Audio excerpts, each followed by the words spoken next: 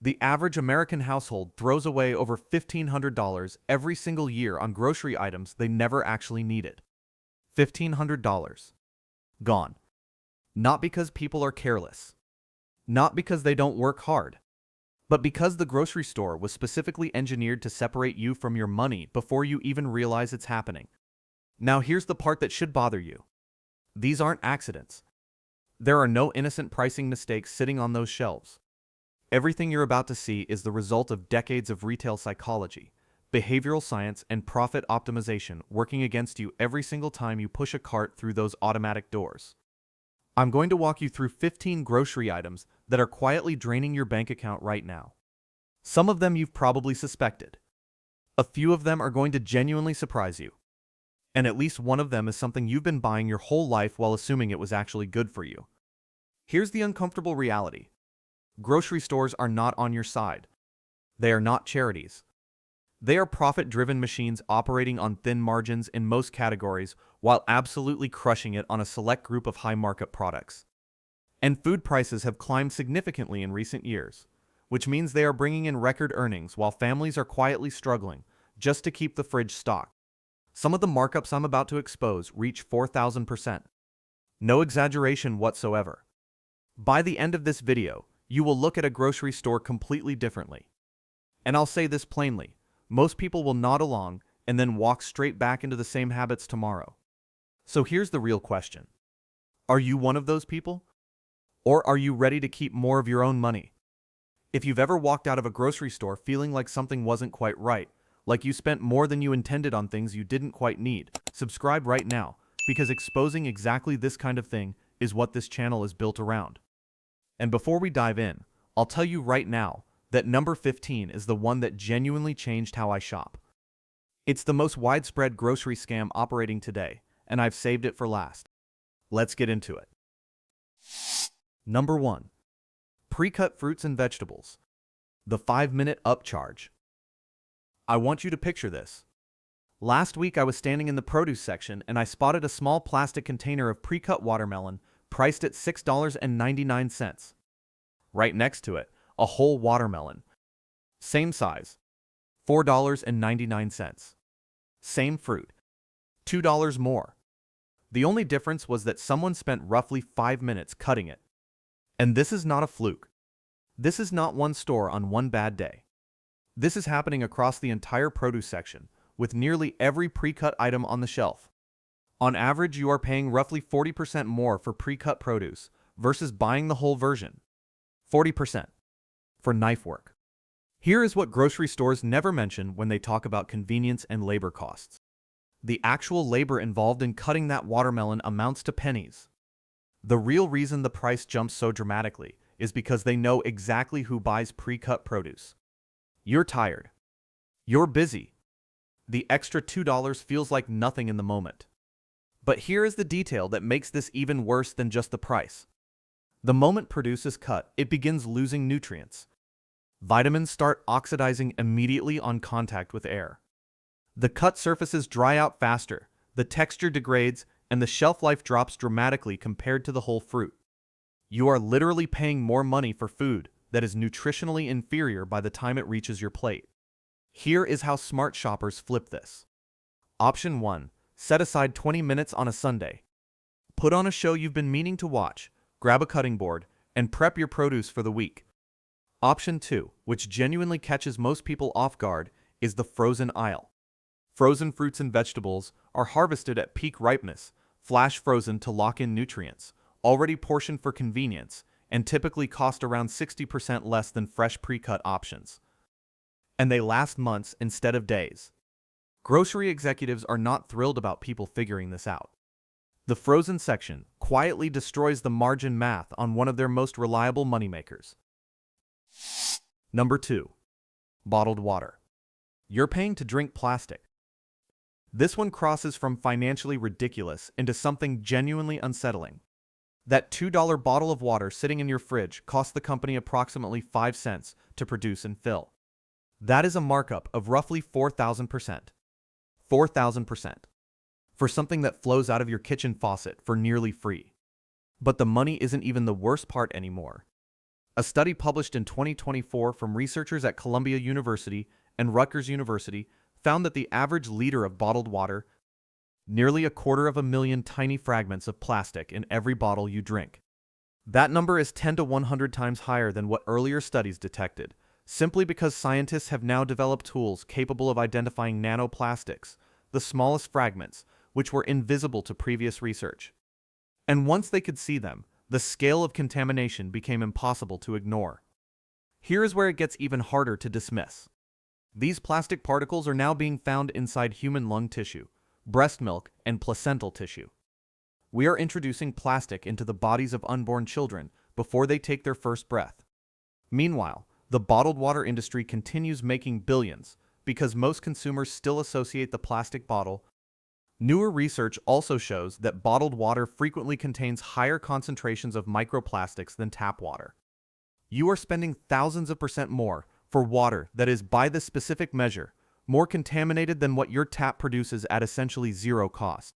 The fix is simple and one-time. Spend $30 on a quality water filter. Pick up a stainless steel reusable bottle. You are done.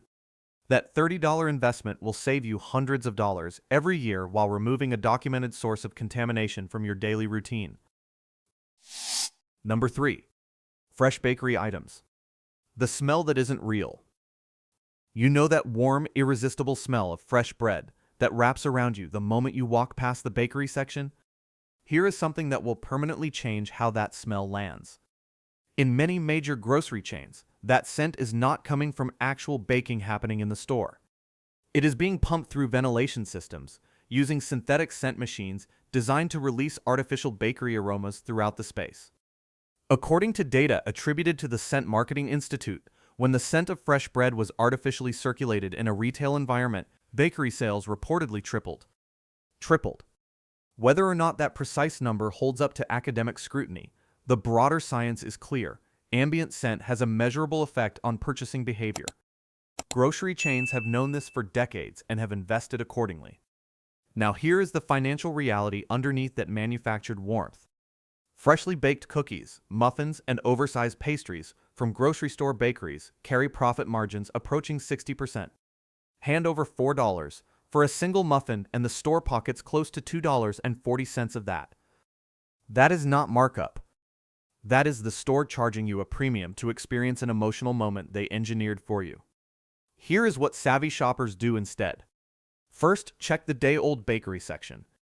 Those are frequently marked down by 50% and taste virtually identical. Second, grab the $2 box of brownie mix that makes the same volume as a $12 bakery tray without the absurd premium. You end up with the same result at a fraction of the cost, and you made it yourself, which means no synthetic scent required to trick you into wanting it. Number 4. Name brand spices. The $3 jar of cardboard.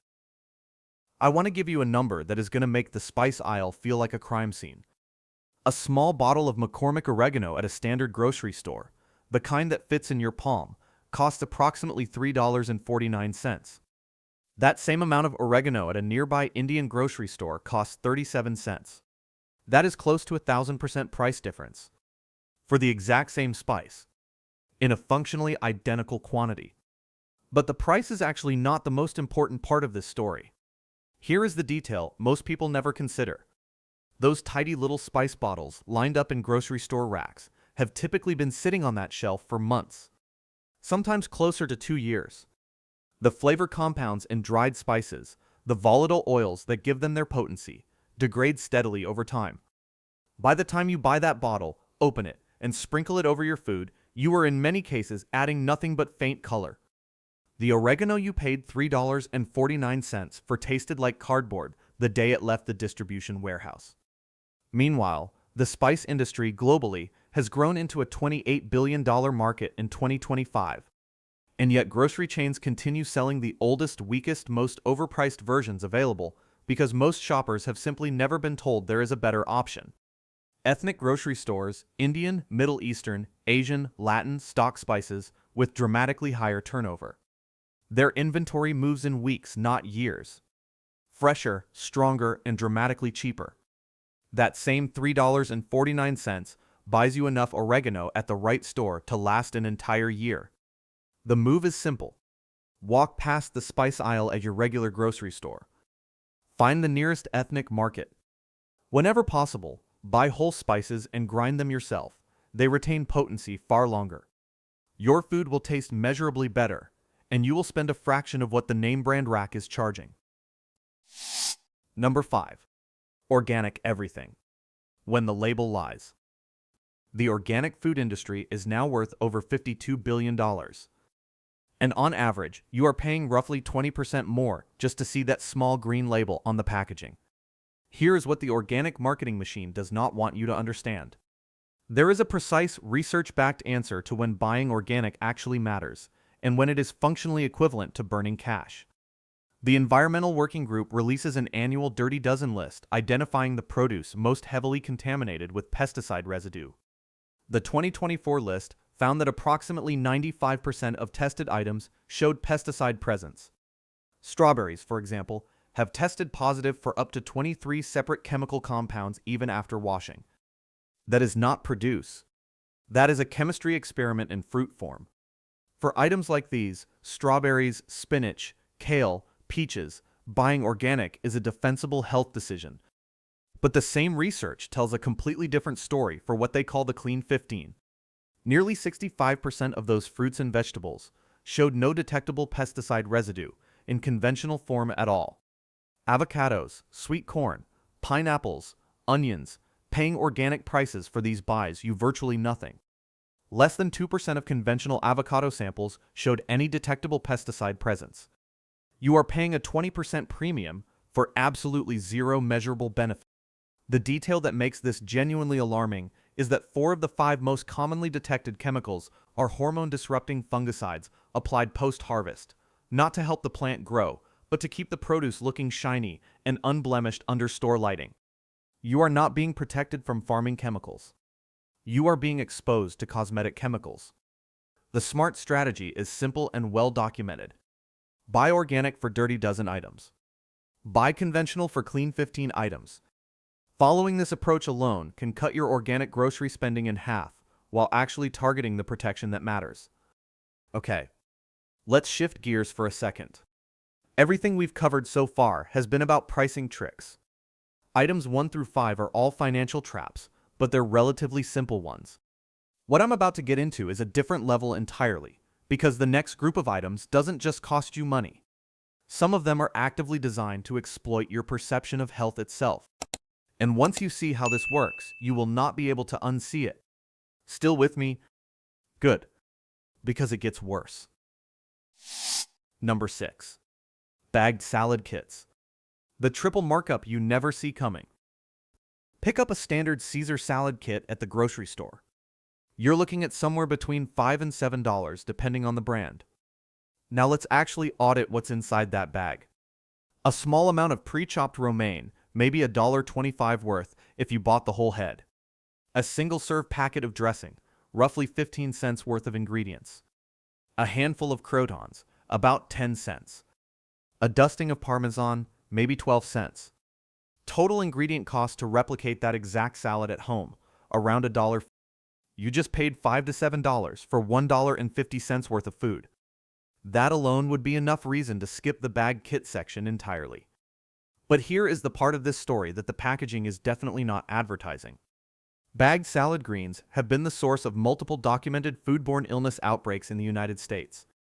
The FDA has issued recalls and outbreak warnings specifically tied to pre-washed, pre-packaged salad bags, coli, and listeria contamination. And the reason these bags are particularly vulnerable is structural. The moist, sealed, oxygen-limited environment inside the bag is an accelerator for bacterial growth, even when the greens were properly washed before packaging. Whole heads of lettuce, by contrast, have a natural structural barrier. The outer leaves take the exposure. You peel them off, and the inner leaves are protected. A bag kit removes that protection entirely. Here is the swap that takes under 2 minutes. Buy a whole head of romaine for about $1.29. Make your own dressing with 3 tablespoons of olive oil, 1 tablespoon of lemon juice, half a clove of garlic, and a pinch of salt. Total cost per serving, 8 cents. Shake it in a jar. Done. You end up with a fresher, safer salad for about $1.40 total versus $6 for the bagged version that carries real contamination risk. The math is not close. Neither is the food safety argument. Number 7. Single-serve snack packs. Paying someone to count your crackers. I watched something happen in the checkout line a few weeks ago that stopped me cold.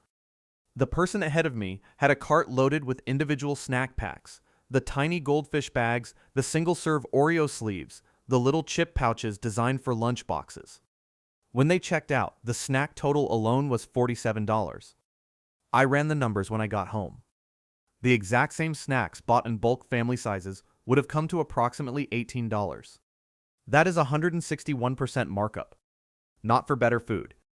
Not for a superior product. Purely for the convenience of having someone else divide it up into smaller portions. Let me make this more concrete. A box of individual goldfish cracker bags, the tiny pouches that disappear in 3 bites, costs around $8 to $9. A family-size bag of the identical product runs about $4.50 for 30 ounces. That works out to close to 600% more per ounce for the pre-portioned version. The global snack industry is now valued at roughly $690 billion, and it is growing at more than 4% per year. The engine behind that growth is not people suddenly eating more snacks. It is the industry's successful bet that you will pay a significant premium to avoid spending 2 minutes with a bag of crackers and a set of reusable containers. Families who rely primarily on single-serve snack packaging are spending over $800 more per year compared to families who buy in bulk. That is not a rounding error. That is a significant recurring cost built entirely on convenience that takes less than 5 minutes to eliminate. Buy the large bag. Spend $5 on a set of small reusable containers. Portion it yourself. This is one of the easiest and most immediate changes on this entire list. Number 8. Pre-marinated meat. The convenience tax with a health bill attached. Here is the scenario. You're tired. You're at the grocery store after work. You walk past the meat section and see 2 options sitting right next to each other. Plain chicken thighs at $4.99 per pound. And right beside them, those gorgeous-looking teriyaki glazed thighs at $7.99 per pound. Pre-seasoned. Ready to cook. Only $3 more. That $3 difference represents a 60% markup for a marinade that cost the store roughly 30 to 50 cents to produce. But the money is only the beginning of the problem with pre-marinated meat. Here is the detail that a former grocery store meat department manager shared that I haven't been able to stop thinking about. Pre-marinated products are frequently used to move cuts of meat that are approaching their sell-by date.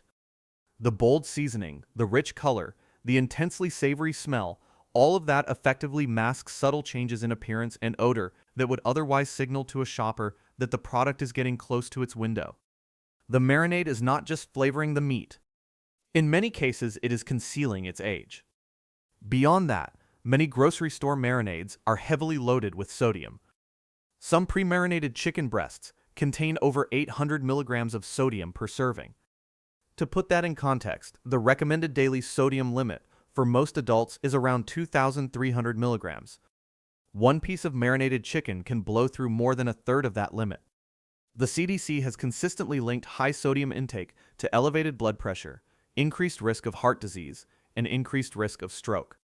Here is the fix that takes 3 minutes. Olive oil, soy sauce, garlic powder, a touch of honey, and a squeeze of lemon. Mix it in a bowl. Pour it over your meat in a zip-top bag. Done. You control every ingredient, every sodium level, and every flavor decision. I made this switch about 6 months ago, and my grocery bill dropped by close to $40 a month from this change alone. That is nearly $500 per year. And the food tastes better because the ingredients are fresh, not sauce that has been sitting sealed in plastic packaging. Next time you see those glossy marinated packages, remember what they actually are. That is not convenience. That is a convenience tax plus a health surcharge. Number 9. Granola bars and protein bars. The health halo scam. I need you to look at the nutrition label on the next granola bar you pick up. Not the front of the package. The front is marketing. Flip it over and look at the sugar line. Many of the most popular granola bars on the market contain between 25 and 30 grams of sugar per bar. A standard Snickers bar contains 27 grams of sugar. You are, in numerous documented cases, eating candy with a nature-themed wrapper. And because it's labeled natural, wholesome, and made with real oats, your brain has been told it's a health decision. This phenomenon even has a name in behavioral science. It is called the health halo effect. Research from the University of Michigan found that people tend to consume significantly more of a food when it is labeled healthy or natural, sometimes estimating caloric intake at the label is not just misleading you about the product. It is actively changing how much of it you eat. The protein bar category is not much better. The global protein bar market is valued at over $6 billion. Many of the bars in that market contain 10 to 15 grams of protein, roughly equivalent to 2 eggs that cost you about 30 cents.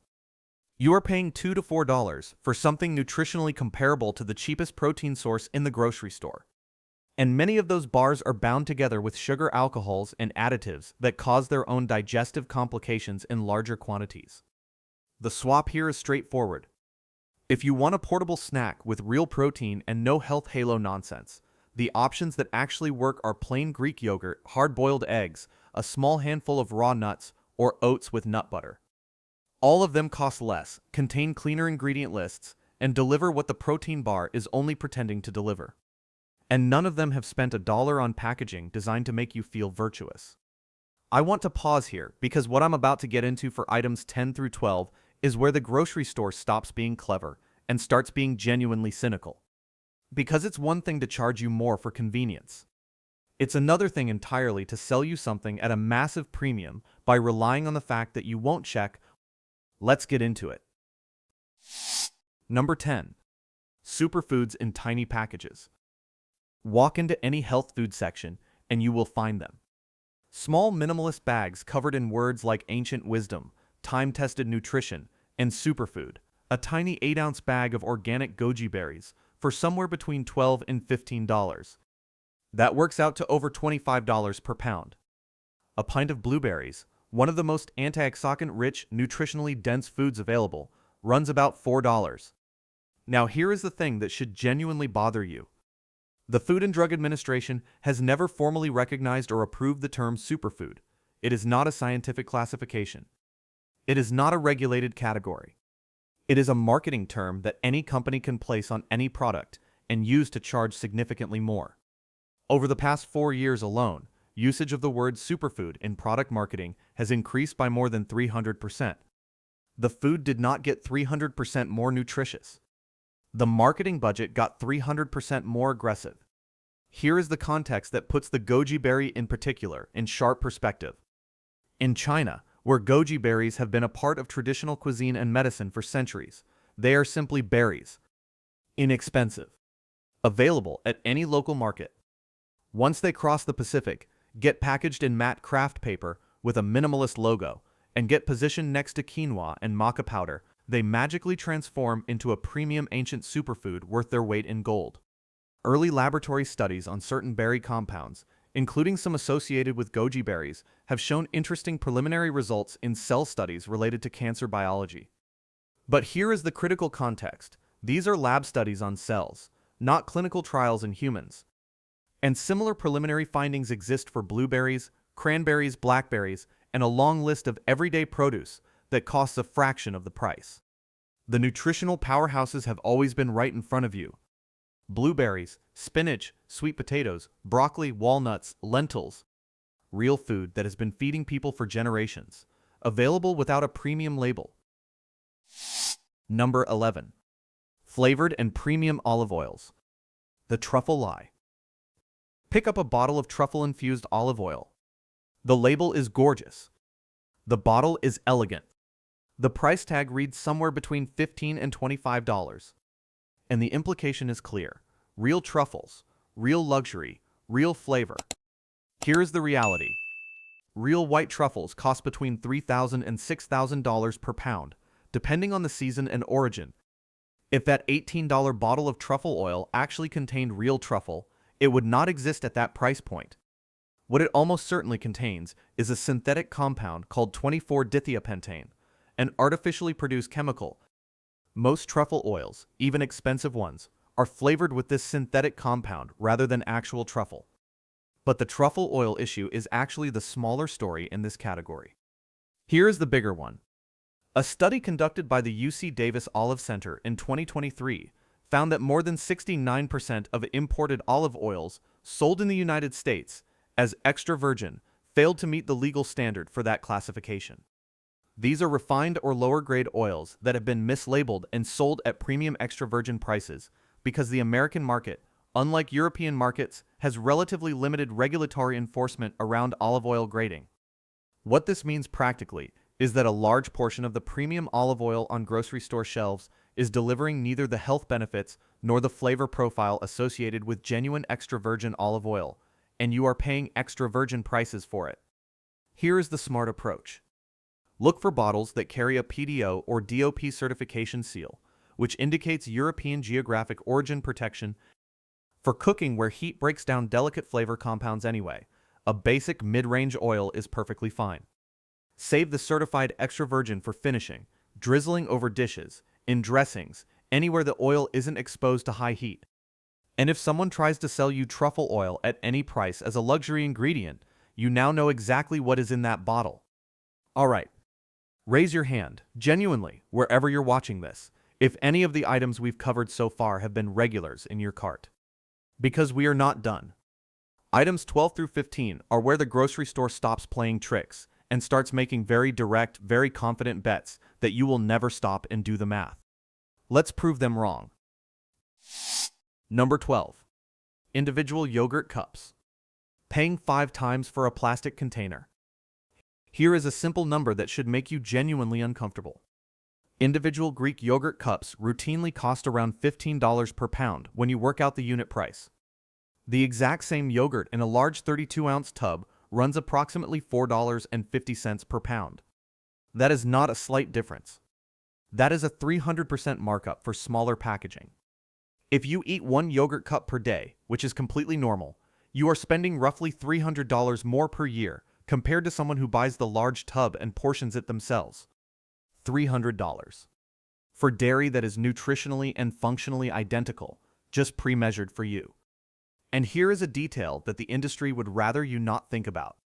Each individual single-serve yogurt cup generates approximately 6 times more plastic packaging waste per serving than a single large container. The individual cup is not just more expensive and nutritionally identical. It is actively worse for the environment at a significant scale. The counter-argument people always reach for is portion control. And look, I understand that logic. But if self-serve portioning genuinely feels like a barrier, the solution is a $5 set of small glass jars or reusable containers. You portion the week's worth in 10 minutes on Sunday. You have pre-measured servings ready to grab in the morning. You have spent $5 once instead of $300 every year. Buy the large tub. Portion it yourself. This is one of the clearest and most direct money saves on this entire list. Number 13.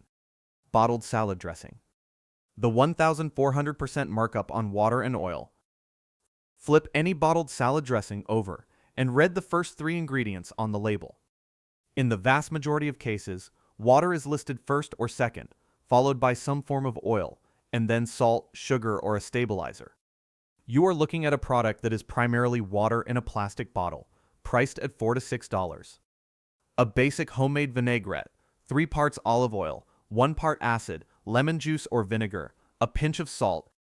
A bottled equivalent runs between $1.10 and $1.50 per serving at retail. That is a markup of approximately 1,300 to 1,400%. Americans collectively spend approximately $2.5 billion per year on bottled salad dressing. The actual cost of the ingredients inside those bottles averages under 40 cents per bottle. The rest of what you pay covers the plastic bottle, the label, the distribution, the shelf space rental, the brand paid the retailer, and the marketing. Here is the detail in the healthy option category that genuinely irritates me. Many low-fat and fat-free salad dressings removed the fat and then replaced it with sugar, modified cornstarch, and artificial thickeners to restore the mouthfeel and flavor that fat naturally provides. The result is a product marketed as a healthier choice that is, in many instances, nutritionally inferior to the full-fat original, while charging a premium price for the perceived health benefit. The vinaigrette formula takes 45 seconds. Shake it in a jar. It keeps in the refrigerator for a week. It uses 3 or 4 ingredients you probably already have. And it costs 8 cents per serving instead of $1.20. On a daily salad habit, that is over $400 per year kept in your pocket. Number 14. Energy drinks and specialty coffee.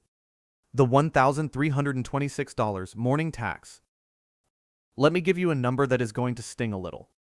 If you buy one energy drink and one specialty coffee 3 times per week, which is a conservative estimate for many regular consumers, you are spending roughly $25.50 every week.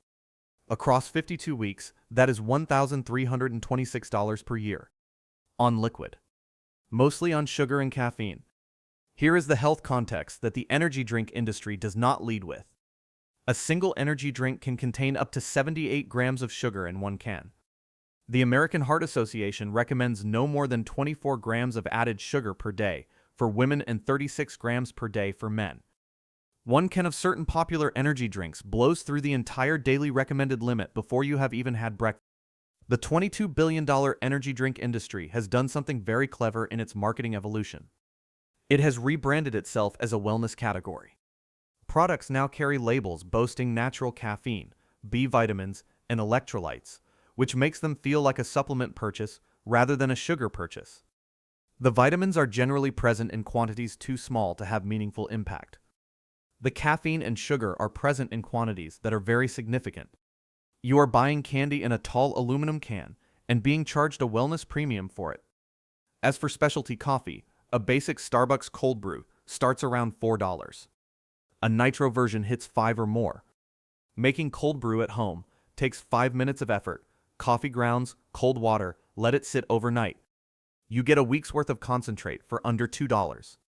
That is a home cost of roughly 10 cents per serving versus $5 at the counter. The math on that is close to a 5,000% markup. One person I know was spending around $15 per day on combined energy drinks and coffee shop visits. When we actually calculated the annual total, over $5,000, the response was immediate and visceral. That is not a treat.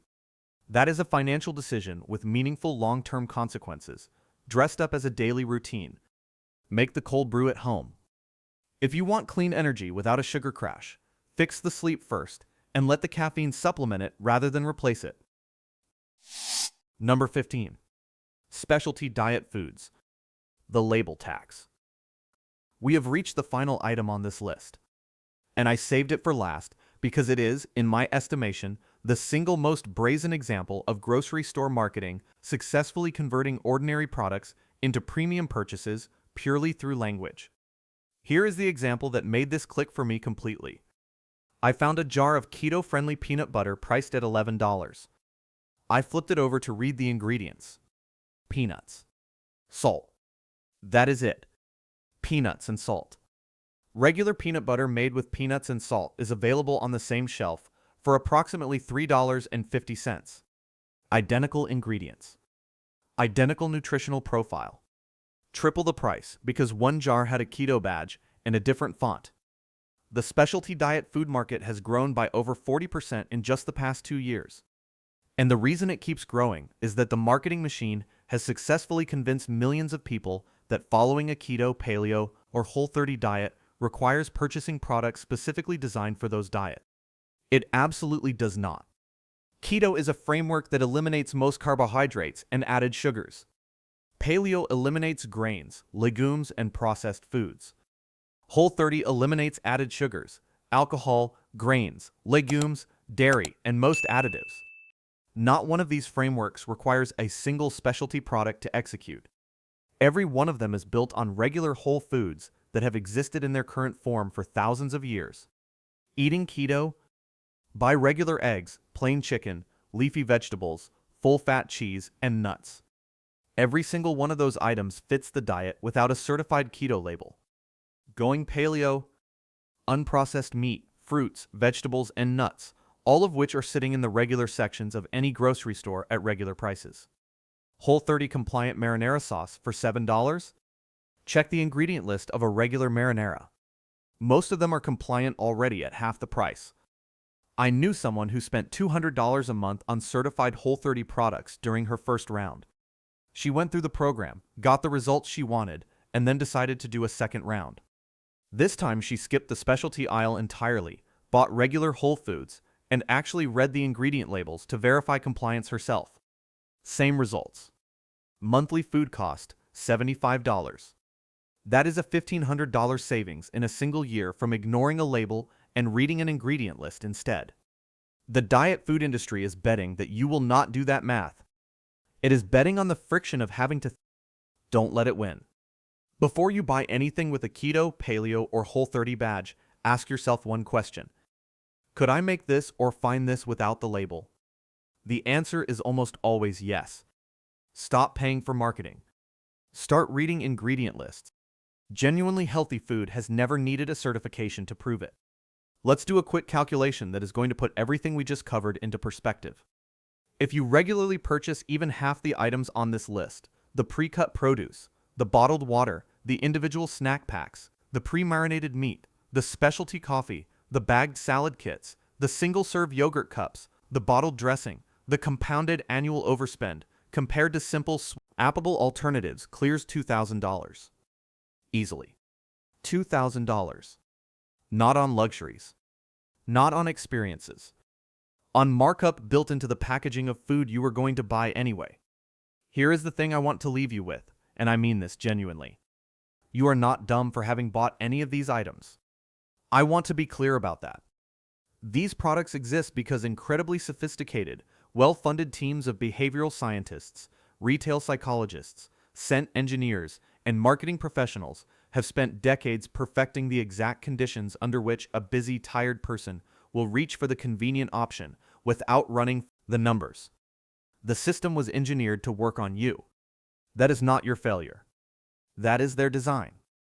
The difference between someone who keeps getting caught in these traps and someone who doesn't is not intelligence.